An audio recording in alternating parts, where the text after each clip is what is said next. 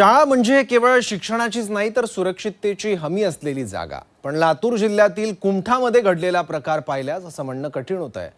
शाळकरी विद्यार्थ्यांना 7 प्रवाशांची क्षमता असलेल्या ऑटोमध्ये तब्बल 19 विद्यार्थ्यांना ने-आण केल्याचा धक्कादायक प्रकार पुढे आलाय.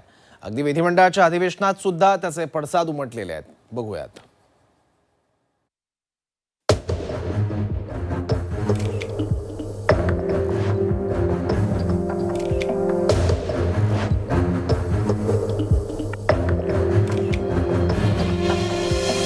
लातूर शहरासह ग्रामीण भागात खासगी इंग्लिश माध्यमाच्या शाळांची संख्या झपाट्याने वाढली आहे. मात्र विद्यार्थ्यांना नेणाऱ्या वाहनांची क्षमता, सुरक्षितता आणि नियमांचं पालन खरंच होतंय का, असा सवाल आता उपस्थित होतोय.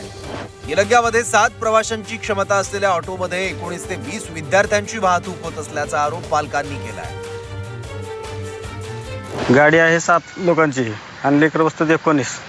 आम्ही वारंवार कल्पना शाळेला देऊनही त्यांनी 4 दिवसात गाडी दुरुस्त होईल आणि पाठवून देते, हेच उत्तर आहे त्यांचं. मग शेवटी आम्ही जाऊन सकाळी गाडीचा व्हिडिओ करण्यासाठी गेलो होतो. ते प्रत्येक वेळेस गेले की 10 लेकरात 12 लेकरात म्हणत होते. आम्ही शहानिशा करण्यासाठी सकाळी गेलो. विशेष म्हणजे गाडी नादुरुस्त आहे. आरटीओ कडून वाहनांची नियमित तपासणी होत असते. मात्र तरीही क्षमतेपेक्षा तिप्पट विद्यार्थी घेणारी ऑटो रस्त्यावर चालते कशी? आणि लातूर जिल्ह्यातील प्रशासनाचं लक्ष या गंभीर प्रकरणाकडे आहे का, असा सवाल पालकांकडून उपस्थित केला जातोय. 2 किलोमीटर गाडी गेली का, 1 किलोमीटर 2 लगेच ही करायला पाणी घालून, लेकराला पाणी घालायला लावून का गाडी बंद करून थंड करून बंद करून थंड करून मग आणलेले का बोलावं. आता ही कुठे गेल्यात ही शासनाची माणसं? आरटीओ बिरटीओ असं रिकाम्या मोटरसायकली पकडतात. ही शाळेची गाडी जरा बघावं का नाही? या प्रकरणाची गंभीर दखल औसा मतदारसंघाचे आमदार अभिमन्यू पवारांनी घेतली आहे.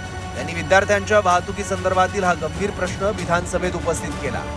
शालेय वाहतुकीसाठी स्पष्ट नियमावली असावी अशी मागणी अभिमन्यू पवारांनी विधिमंडळात केली आहे. स्कूलच्या पण गाड्या आहेत ना, रईसभाई म्हटल्याप्रमाणे त्या गाड्यामध्ये सुद्धा किती लोक विद्यार्थी भरतात.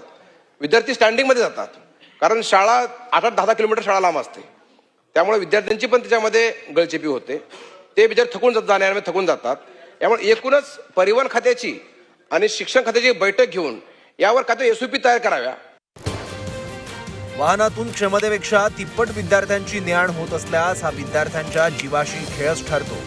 त्यामुळे आता नियमांचं उल्लंघन करणाऱ्या शाळा आणि वाहन चालकांवर कारवाई होणार का, हे पाहणं महत्त्वाचं असेल.